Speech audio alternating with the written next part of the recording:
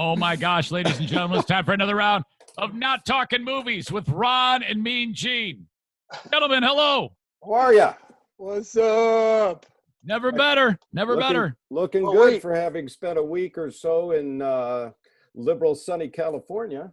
You know, I can't wait to tell you more about that in just a second. It is.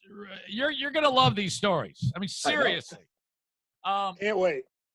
First of all, it looks like a change of scenery for Gene. Am I detecting? It's same room. The computer's just in a different spot. Sorry. See, And you're all the like guitars. okay. Yeah. And you're all like fresh faced. You know, you don't have a hat on. You look like you're getting ready to go teach math. No, I got my other job at 2. So yeah. Okay. All I right. want to look good for you. I haven't seen you in a couple weeks. Yeah, so. he's got to wear a collar at his other job on the golf course. And Ron, what's going on, buddy? Is that a Spartan hat with a red logo I see? No, it is a Florida Southern hat, a gift from my daughter, who is a coach in Lakeland, Florida, at the Florida Southern College, where she's the first assistant volleyball coach there. So S for Southern. Is she over 6 foot? She is 6'1". Oh man, that's some power. Yes, she Oh, was yeah. It's Ron's three-time- daughter. Ron's dog is over 6 foot for people. The house is 6 foot plus. This is actually my stepchild, so I can't take credit for that. But she was a 3-time Division II All-American and won many awards in her Division II college career. And I listen, women's volleyball is a fantastic I love it. spectator sport, and even pretty good on TV. So it's action packed. No, you're right. You're absolutely right. I remember seeing even some of those pros on the AVP Pro Tour. And then the Olympic level volleyball is either beach or on the court. Oh, I'm a fan of great. beach. I'm a fan of beach volleyball. I'll give you that. Yeah, baby. And Eric, I know you're got kids in Jenison High School. They won the state championship in 2017, which was an awesome ride to watch that all the way to the finals and to win the championship. So that was cool. I'm trying to think. Did she? No, it was 2017, so I don't think she would have. There was a young lady named Haley Tenelsoft. Does that ring a bell? I sort of remember that, Okay. but I think that was after Ashley. Friend of the family. So yeah, that is really cool. Can you imagine if Ashley shows up? You think there's ever been a scenario where she's like just walking in to play a pickup game and they have no idea they got a 3-time Division II All-American, and then she just lights it up, and I was like, oh my gosh, the ball's bouncing off. Bam, bam. She was an outside hitter. I said 2017. I must have meant 2007. I'm spacing out on the time. It must have been 2007. Okay. The time means But nothing. anyway, yeah, she was an outside hitter, and that kid could knock the ball off your bean like nobody, man.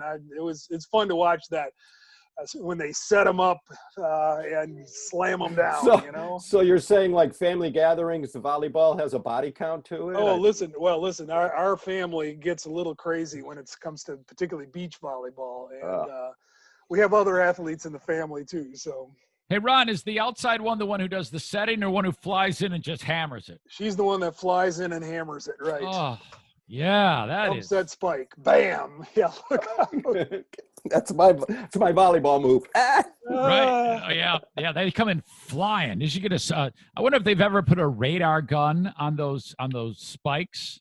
Good question. Not necessarily in Division II college, but I'm sure there's some technology out there they can use from baseball or whatever. So I don't know that I got a spike velocity, or what they actually call them is a kill in the term of volleyball. That's awesome. Okay, well, boys, I wasn't with you last week. It was like I said, a week-long adventure for this whole kidney thing. So I'm sure you've got a lot of questions, because I know I have a lot of things to tell you about how this all went.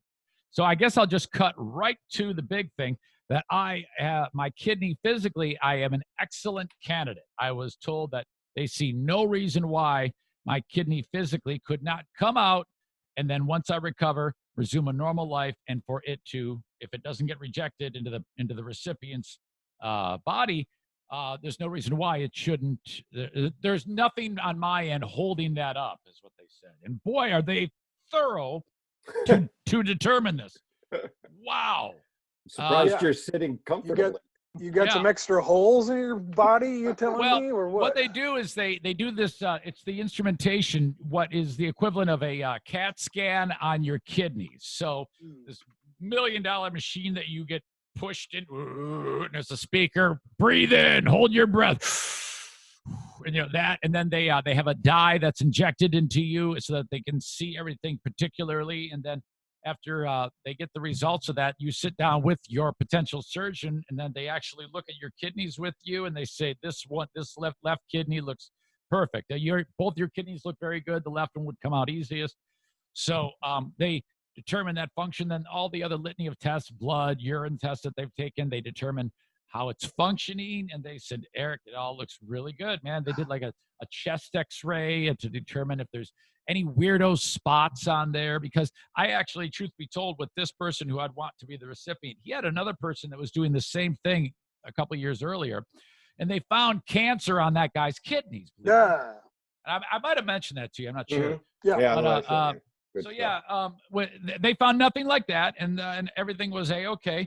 And then there's the psychological exam. I'm talking to a shrink. I'm talking to a different meeting, a social worker. Wow. And they're asking me very deep, probing questions about my upbringing. They're trying to establish what type of support I have within this family of mine, and whether how I'd rebound in the event that, with something like this. And so it's all a puzzle, and then the pieces get closer and closer together during this process, and then they eventually, hopefully, I'll fit in, and then you get the thumbs up.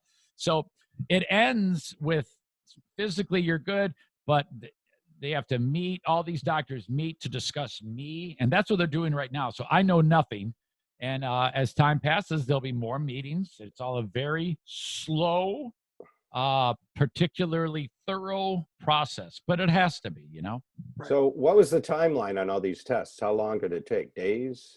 Last week, Monday, there was nothing scheduled, surprisingly. I did podcast from there all week. I brought my gear. And then Tuesday was testing. Pretty much Tuesday, Wednesday, Thursday, Friday, there was something going on. Full stress tests with the leads on my heart and lungs to determine that I'm strong, all that stuff. And every day there was something. So basically it was wake up, podcast, do this thing, do boring post-podcast work, test. Go to bed, do it again. It was like working in California. Wow. So this is all in a hospital setting, but you were staying in a hotel, I assume, and going back and forth. Yeah, on UCLA's campus, which is in Westwood. Oh, great location. Bill Walton, the Wizard of Westwood. He right there is a place that, because there's a lot of cancer patients that are getting treated there, and they have this one facility. It's kind of like a hotel / type of Ronald McDonald House. So you stay there, and I just walked to everything. It's right on the campus. So it's terrific. Beautiful spot. Oh, it's fantastic. And then, I had to get a COVID test to make sure that I was safe for the stress test, which I did. It was negative. So you got to Uber to a few places. But one of the things I found was this cemetery. I think it's called Pierce Family Memorial Cemetery. Have you heard of this, Ron?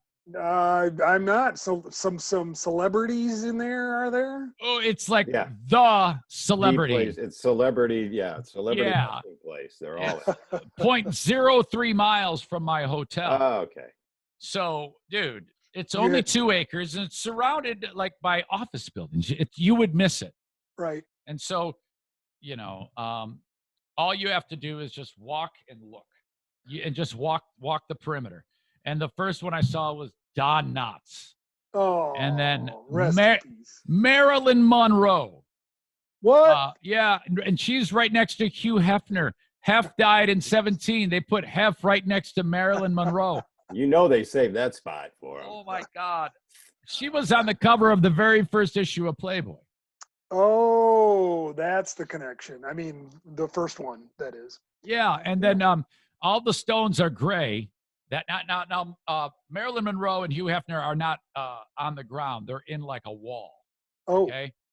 So it's big enough for a casket, but it goes into a wall, and you got this big giant square, and all the squares are gray, but Monroe's and Hefner are pink because everybody kisses them.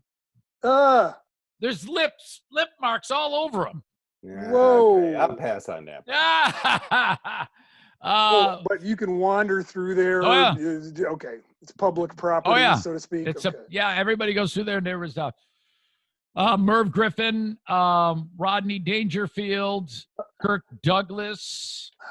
That's a fresh one. Farrah Fawcett. It's a fresh one. Let's see. Who else was the other one? Dean Martin. Legendary Dean Martin is in there. There's a party going on in that place. Yeah, it was really cool, man. It was great to just kind of walk through the thing and see all these famous people, their final resting spots. Well, so that was there is like a death tour that you can take in around Hollywood where famous people died, and I assume they stop at the grave sites of famous people as well. It's quite a popular Hollywood tour, where the death tour. Right. And the thing about COVID in California, I talked about this a little bit on the podcast. You know, they have a mandate there that if you are out of your home, you have a mask on. You know how here, you know, everybody, no one has a mask on until they go into a store. And even then, you don't even see people with a mask on sometimes. It depends on where you are. In California, oh my gosh, if you're outside and you don't have one on, man, people look at you like they're going to murder your family. Like, wow. They're getting the message then, I guess, right? Okay. Oh, it's serious there. So I was like, I had to get used to that. I was like, even because I would go for a run, and I don't run with a mask on. It's hard. It's way too hard to run with a mask on. It's like, you know, I mean, unless you're jogging slow, but, you know, I'm running like about 4.5 minutes a mile. Yeah, okay, right. That's fast. But let's go with that. So all in all, though, I enjoyed it. It's beautiful, beautiful weather. I didn't see one cloud. I got to see a lot of family members, and you know, who knows what the next step is. I'm kind of just waiting to see what the next step is. But this dude who I'm hoping to put this kidney into, man. I mean, I got to see him because he's there, and it's just everything's still going strong. I still feel really good about the whole thing. I've never felt anything but what I feel right now talking to you. It's never been up and down. Maybe I should, maybe I shouldn't. It's always been just stuck the landing and stayed there. The needle hasn't moved on the, because you know, sometimes you kind of like, you lose your fervor for something, but no, I'm just being patient. The one thing I do is I do not seek out internet searches. I don't watch YouTube videos from people who've done this. I try not to. I don't listen to a thing. I don't pay attention to anything, any outside influence. I'm only talking to the physicians because I don't want anything to get in my brain that can cause me any anxiety, you know? No, I got it. There's going to be people that have opinions or, I know this guy and this is what happened. Everybody knows a guy. Well, so that's good for you. Good for you for doing that. You know, it's really my pleasure and honor to do it. And I try to make that the focus. I just want it to work. I mean, there's so many moving parts in this thing, guys. The fact that you can get all the way through it and put it into dude, and then his body says, no, we're going to reject this. That would be on. Yeah, that would be sad. But that's it. There's no going back from that. So, now I'm curious, and you know, don't take it the wrong way, but just out of sheer curiosity, this is not what I would call an inexpensive procedure. Who actually picks up the tab? Any idea how much it costs? It's a great hundreds of thousands of dollars. Easily with all those. Right now we're probably already in 20 deep with the testing, and things like that. It is the UCLA Kidney Transplant Organization. I don't know where they get their funding, and I don't know how it works, but it does. So anything procedural, any operation, any test, anything like that is no cost. Covered. Either you or the patient. Correct. Travel, there is a cost, and it's expensive. So, but my recipient, there's one of two ways you can do it. He can just pay for it if he has it, or there's a grant you can apply for, which I was told pretty much everybody gets. and most of that is covered. So I said to my guy, I go, so, however you want to do it is fine with me. You tell me. I want to make this as painless as possible. He goes, well, I've got tons of points piled up for the airfare and the hotel, so that's covered. And then his insurance covers any expenses. So not a bit. Nothing. Just nothing. Your time. Excellent. That's good. That's good. Curious. Absolutely. I figured that's probably was a pretty expensive week.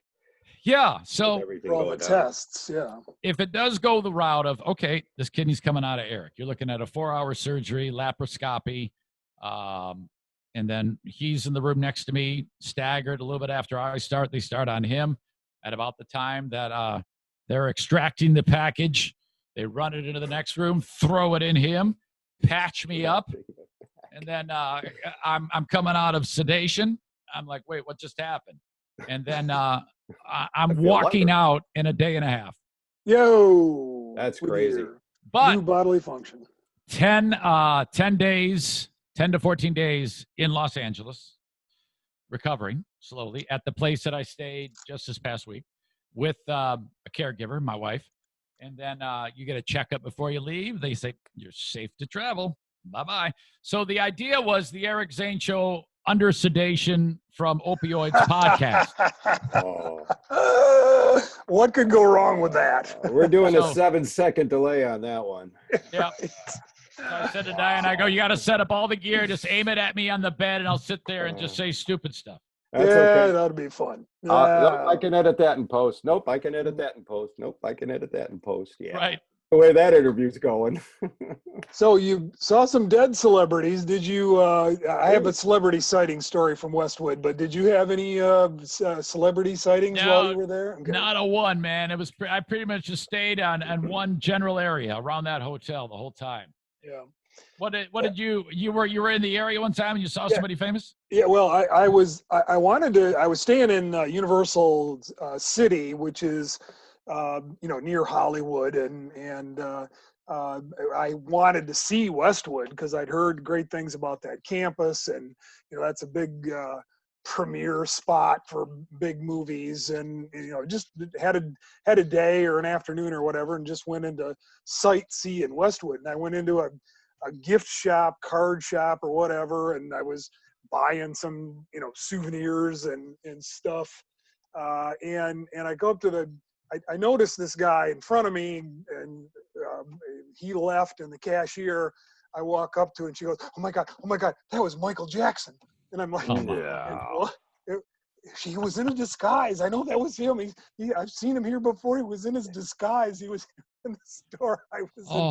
I was in line by, I obviously did not recognize him. And I got me thinking though, even in LA, sometimes when you're that famous, you got to put on the wig. And and his disguises were always, because I remember seeing some, they always looked hideous, just horrible. Like a homeless guy. Yeah, it was really bad. Just not good at it. He struggled at the disguises. Yeah. Fair share of homeless people, not a ton. Westwood's not too bad for that, but they're a lot of the homeless guys sit there and smoke pot on the street. So I'll be out for a run. They're hitting a joint. I'm like, oh, for God's sake. Contact buzz. What have they decided to do at UCLA for students here? Were there students on campus, or are they bringing them back? Or I think it appeared that there were some, but I think that what most of them have opted to do is like online learning, and I think that they left it up to the students, and everybody there freaks out about everything to begin with. So you can imagine there's probably like one kid in the classroom, but as far as I know, they're staying away. So, which is turning into quite a thing. I saw Notre Dame and North Carolina said, Yeah, so, Michigan State too now has decided undergraduates. I have a friend of mine whose kid is on his way because he's from Utah, because he's in the Michigan State Law School, but they have not changed their tactics for upperclassmen here and graduate work and law school. So. But, California, there was just a headline today about the governor trying to get rules in place for doing some more opening of businesses there, and certainly movie theaters are one of them. But are bars and restaurants even doing, or bars open, or restaurants with anything? No. Okay. You could. I take it back. There. You could sit down at a restaurant. You could sit, but everything is limited. Yeah. So yeah, it's a lot like it is here, to some So degree. I'm curious. You obviously you flew out there, right? Or did Yeah. you? Okay. So what was the scene there? Yeah. Flying. Everybody's got a mask on. When you walk in, they give you a sanitized thing. You wipe down your seat, everything around you, and everybody does it. Everybody does it. They walk into the seat, and before they sit, they've got the wipe out, and they just wipe with this alcohol thing. Everything down. You sit down. You're good to go. And then they have it spaced out. Okay. But I think they do that only because there's just no one flying right now. Well, I've heard of full planes. Yeah, though, and if it were full, it'd be full. They would definitely do that. But you had two people, and then nobody else in the row with you. Yeah, I was wide open, but honestly, I just be me. If I just wouldn't move. I wouldn't touch anything.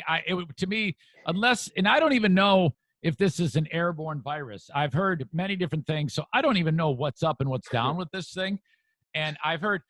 Here's what I've heard, because it was explained to me.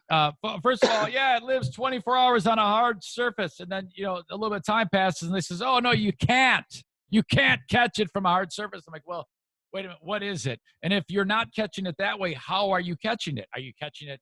Does someone have to kiss your face? Do they have to spit on you? Does that mean it's airborne? What is airborne? You have a million questions. So I gave up. Kind of like trying to get to the bottom of it, and I'm just going to deal with it this way, and that is wear the mask, stay away from people coughing in my elbow, and wash your hands. And it doesn't matter anyway. I'm still going to do all this. Right. So yeah, it's just everybody's got their own battle lines drawn. You got the super smart people like Ron and I, and then there's Gene. So it didn't take long. Speaking of planes, the news from Hollywood, one of the headlines was, remember Planes, Trains, and Automobiles with John Candy and Steve Martin? They are remaking it with Will Smith and Kevin Hart in the two lead roles. I thought they should bring in that guy that slept with Will Smith's wife as the other part. Great idea. No, that never happened. Come on, they have an open relationship. Oh, holy cow! So Kevin Hart and Will Smith. Yeah. I kind of hate it when movies that were immensely popular, they end up remaking them like that. I mean, sometimes it works, but. Yeah, it'll be interesting. I mean, I don't know when they're going to ever get this into theaters. It could be long after the pandemic, but to make the movie with a pandemic in mind, about how many, just let's have some fun with this disease if we can for a minute, okay, and make jokes about what, right? Fun with pandemic. How would that go? Yeah, I'm curious. Well, the whole thing, like you said, somebody sneezes and everybody runs for the exits and trips and falls. All right. Not everybody. Wiping down the toilet seat and falling in with your face into the bowl. Okay, yeah, I see what you're saying. Maybe he has a mask on, he yawns, and it gets stuck in his throat or something like that. Right. You started to hear some music like on my Pandora station about, F quarantine songs and, how much they're missing, having sex with strangers. You hear all of those kind of stories in music now. I'm just waiting for, movies and TV shows to reflect what we're going through right now and maybe have a little fun with it. I don't know. Right. Fun with the pandemic. Now, when I was in California, the story broke how Big Ten, Pac-12, they're not playing football. Other conferences like the Big 12 and the SEC and the ACC are. Where do you guys fall on this? Well, it's funny. They're not doing fans in the stands, right? They're just going to, like everybody, are they letting people in? You're talking about SEC, ACC, that are going to play. I don't know. They expect to play with some fans, last I heard. But then that was yesterday. I think it's also interesting to see, like the Ohio State quarterback trying to get a petition going to change the Big Ten president's minds, and so all the players forming like a union to try to say we want to play, and whether that's going to put any pressure to make any changes in any of those colleges' minds. But bottom line is what we've seen already in sports, particularly with Major League Baseball, and the amount of cases that have cropped up. You start talking about college football team with 100 kids or more on the team, you just know there's going to be some positive tests. And what does that mean then? Or we start, forfeiting games or shutting down the program or opening up our program and then shutting it down and then reopening it. It just seems like in some ways the Big Ten and the Pac-12 said that we just don't want to go through that. We know it's going to happen, so we're just gonna be safe. Yes, I understand that, and I have a thought about it too. But first, I want to hear, Gene, what went through your mind when you heard no Big Ten football? You know what? I'm so used to no sports right now that it wasn't a big deal. Seriously, I mean, the only thing we've got the Tigers, but again, like I said, no sports. So and they've lost like 8 or 9 in a row. They've lost 8 in a row, and I'm okay. Hey, Casey Mize struck out 7. Okay, I'm just saying the boy's going to be a star. All right, he didn't get the loss, but the point being is, I don't really care at this point in time. Yeah, I'm with you. It doesn't affect me in any way, shape, or form, and I'm so used to it. Whatever. Deal with it. There's always next year. I've been watching a lot of people that were like really, really tore up about this. No, I mean, they're just. If anybody I feel bad for would be the high school kids. Yeah, that's about it. That's too bad. And to some degree, the college kids, I think there is a little bit of. But I guess my question is, and this is what I think the one thing that I asked everybody, because a lot of people are like, oh no, and they're giving you all these stats, and I just said my thing is, what if someone dies? And then they're like, no. And I'm like, yeah, I know, but you can't predict. But what if, let's say, Joe Blow from Ohio State dies? Do you know how much trouble the school is in? Seriously, that would be an incredible lawsuit. The only way that they can pull that off is if each player signed a consent saying that if I die, it is my own fault and I do not hold the school at fault, right? Does that make sense? Yeah. Well, yeah, I mean, those sort of documents have been challenged all the time, and you can sign whatever you want.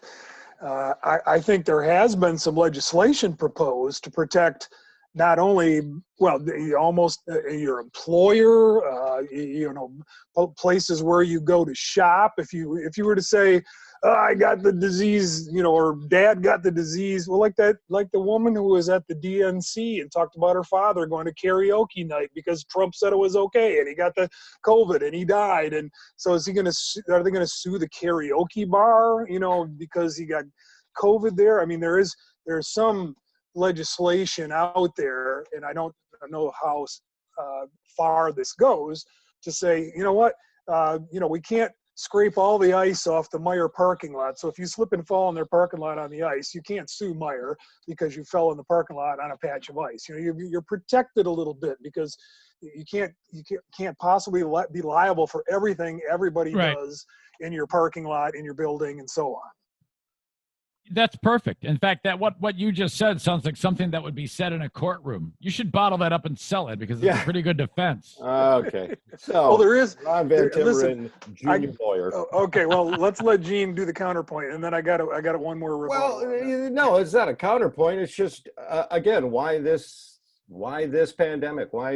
People died from flu all the time. Nobody ever sued anybody from dying from the flu before. Why would this one all of a sudden take precedence? Why would you be able to sue for this and not the other one? Because there are lawyers in the world, Gene. Well, I understand that. I totally understand that, but I'm talking logic here. Not, there should be no reason why you should be able to sue whatsoever. Right. And that is exactly why the other one. And then that's why the law exists. And I'll sometimes I'll tell you the story about the oil change that broke the oil change place where my wife broke her leg. So I know firsthand how this law works, right?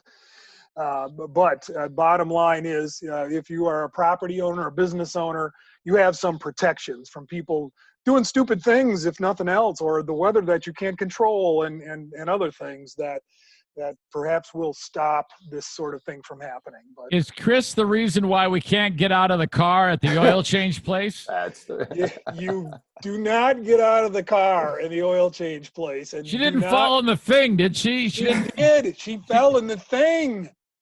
Don't they normally drive the car in there? You leave it outside, they get in, they drive it in, you go No. You drive into these quick change oil change places, and you stay in your car. And if the guy says, "Look, I want to show you something here," you leave the window rolled up. Don't get out of the car because if you walk around the front, it could be there's a big hole there that you will fall into and break your leg. Not fall all the way into it, just fall into it bad enough to. Wow. That is crazy. Why didn't her husband change the oil? Why was she going to this? That's what I want to know. Isn't that? Listen, Gene, women can do anything these days. And if she wants to go get her oil changed, I'll tell you what, she doesn't do it anymore. Okay, but all right. it happened. Wow, come on down. Oh, can you imagine the guy down in the thing? He's like, "Oh my God, what is going on here?" Who's this? What's this lady's body doing? Oh, I bet that hurt. I bet that. Now, what's it? The lower leg or the upper leg? Lower leg, required pins and surgery and months of rehab, and yeah, it was not pretty. And like I said, this is audio over leg. No, I can't. I love the sounds of broken bones. Come on down. Come on down.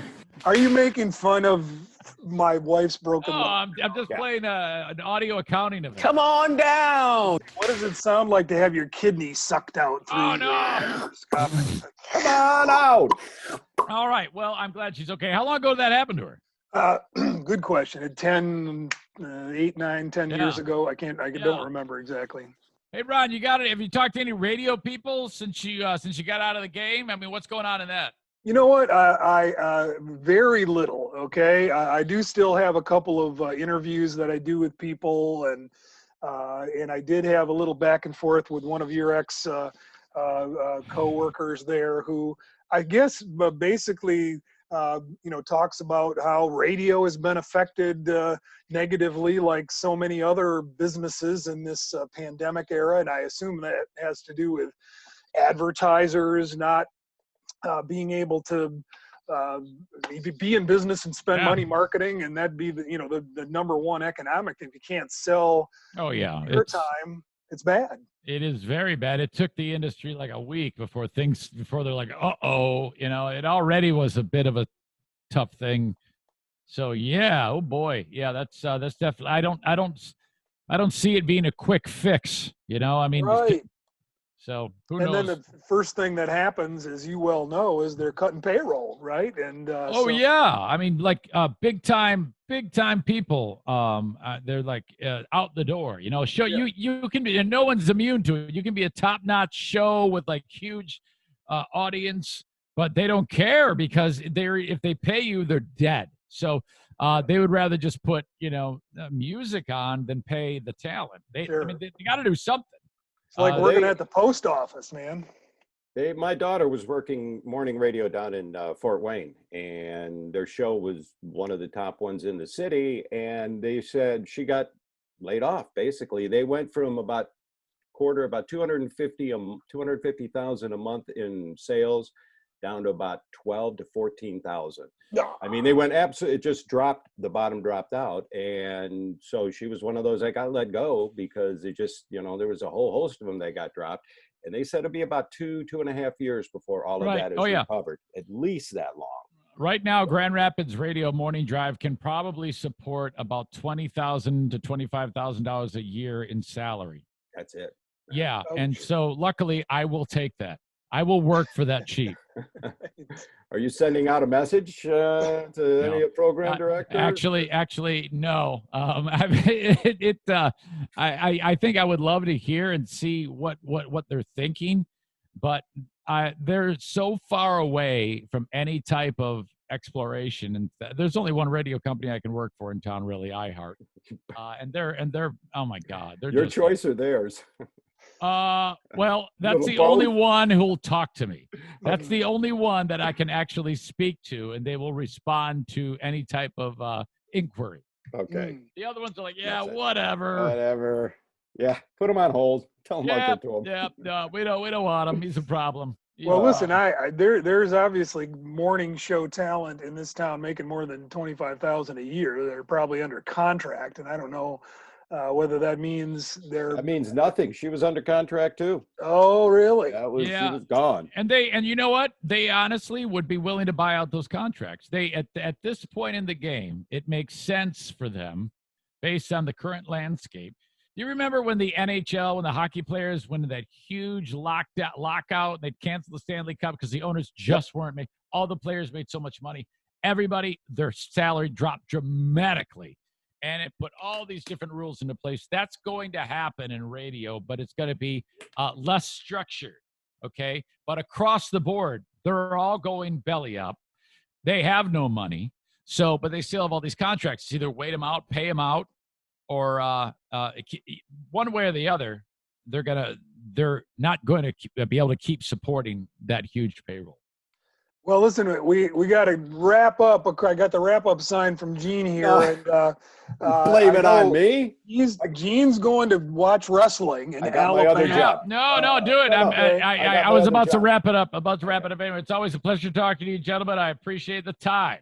So we'll miss you next week, but then Gene's going to come back with stories from Alabama and how they're dealing with the crisis down there in the wrestling world. And I might even have news about theaters opening back up again in a couple weeks. So beautiful. Good to see you all. Be safe, eh? All right. Thank you, boys. Thank you. Later. Bye.